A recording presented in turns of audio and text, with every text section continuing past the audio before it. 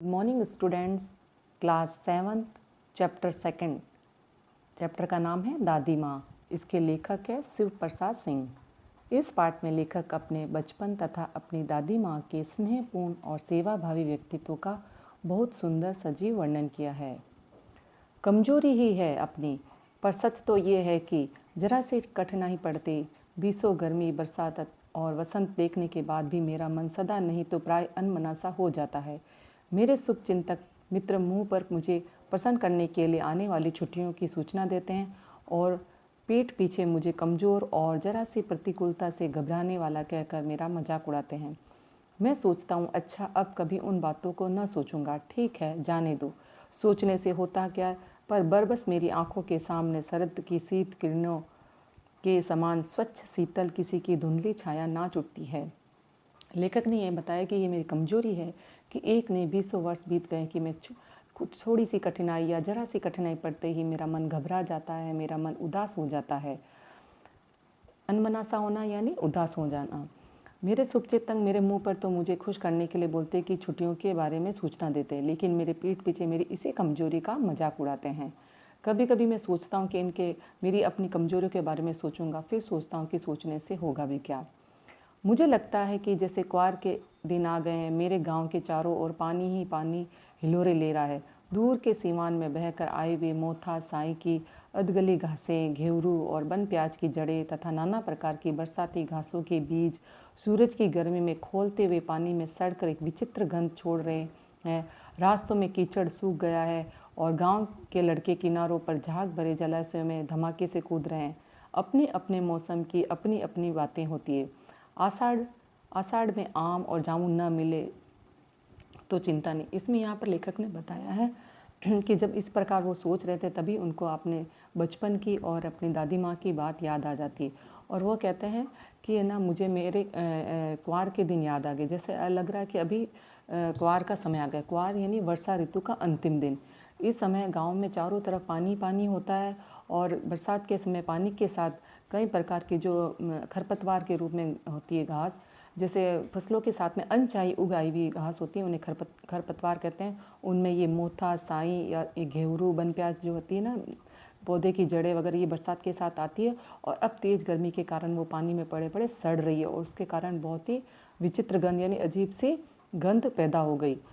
उन्होंने कहा कि उस समय मुझे झाग भरे जलाशय में अपने गांव के बच्चों के धमाके से कूदने की भी याद आ रही है। तो वो बताते कि अब सब अपने मौसम की अलग अलग बातें होती है। तो उन्होंने कहा है कि आषाढ़ में आम जामुन ना मिले तो चिंता नहीं, आंगन में चिवड़ा और गुड़ ना मिले तो दुख नहीं, चैत के दिनों में लाई के साथ गुड़ की पट्टी ना मिले अफसोस नहीं, पर क्वार के दिनों में इस गंधपूर्ण झाग वाले जल में कूदना न हो तो बुरा मालूम होता है। तो उन्होंने कहा है कि इस तरह प्रकार के खाने के व्यंजन ना मिले तो कोई चिंता नहीं, लेकिन उस गंधपूर्ण झाग भरे जलाशय जो होते हैं उनमें ना कूदने का मौका या उसमें नहाने का मौका ना मिले तो ये बड़ा बुरा मालूम होता है। और मैं अभी तक हुड़क रहा हूँ, मतलब मेरे अंदर ये इच्छा जाग रही है। दो एक दिन ही तो कूद सका, नहा धोकर बीमार हो गया। हल्की बीमारी न जाने क्यों मुझे अच्छी लगती। थोड़ा थोड़ा ज्वर हो, सर में साधारण दर्द और खाने के लिए दिन भर नींबू साबू, लेकिन इस बार ऐसी चीज़ नहीं थी। ज्वर जो चढ़ा तो चढ़ता ही गया, रजाई पर रजाई उतरा तो रात 12 बजे बाद। लेखक ने यहाँ पे कहा है कि है ना, हल्का फुल्का बुखार आ जाए तो मुझे अच्छा लगता है, क्योंकि उस दिन दिन भर है ना नींबू पानी मिलता है, साबुन मिलता है। पर इस बार ऐसा बुखार आया कि रात को 12 बजे जाके उतरा। दिन में चादर लपेटे सोया था। दादी माँ आई, शायद नहा के आई थी उसी झाग वाले जल में।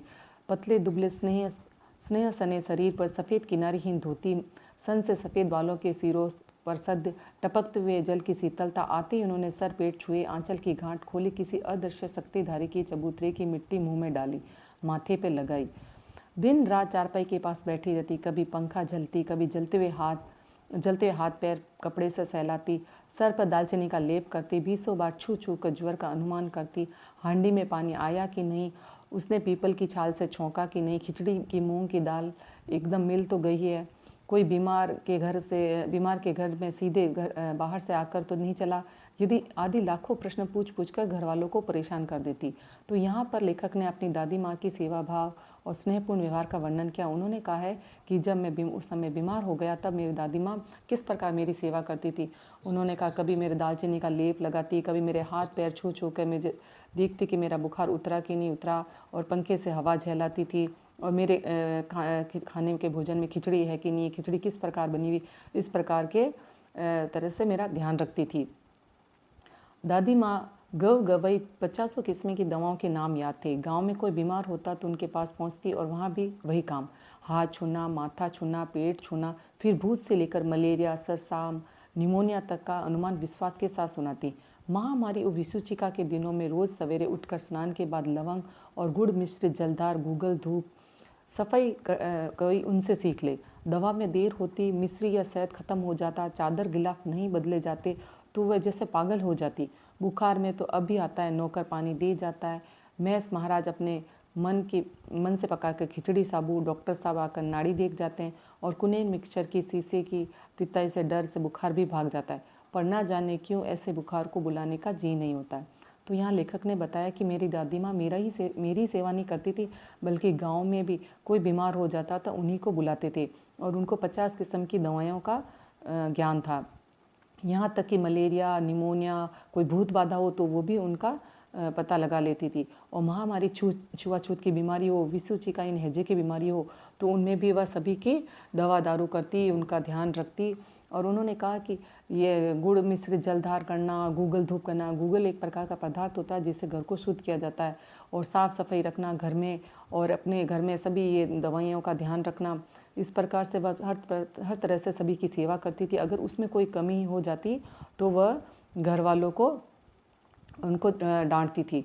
और यहाँ तक लेखक ने कहा है कि अब बुखार तो अभी आता है, लेकिन वो दादी माँ का स्नेह अब मुझे नहीं मिलता है, क्योंकि अब यहाँ पे मुझे जहाँ वह नौकरी करते हैं तो वहाँ बताते हैं कि वहाँ उनको नौकर पानी देता है, और मैस के जो महाराज होते हैं वो खिचड़ी बना के ले जाते हैं, और डॉक्टर साहब उनका बुखार देखते हैं और उनको दवाई देते हैं। तो वो बोलते हैं कि अब मुझे वो बुखार अच्छा नहीं लगता, क्योंकि उसमें दादी माँ का स्नेह नहीं है। किशन भैया की शादी ठीक हुई। दादी माँ का उत्साह और आनंद का क्या कहना, दिन भर गायब रहती, सारा घर जैसे उन्होंने सर पर उठा लिया। पड़ोसिनी आती, बहुत बुलाने पर दादी माँ आती। बहन बुरा न मानना, कार परोजन का घर ठहरा, एक काम में हाथ से न करो तो होने वाला नहीं। जाने क्यों सभी जानते थे कि दादी माँ कुछ करती नहीं, पर किसी काम में उनकी अनुपस्थिति वस्तुतः विलम्ब का कारण बन जाती। उन्हीं दिनों की बात है कि एक दिन दोपहर को मैं घर लौटा, बाहर ही निकसार में दादी माँ किसी पर बिगड़ रही थी। देखा पास के कोने में दुबकी रामी की चाची खड़ी है।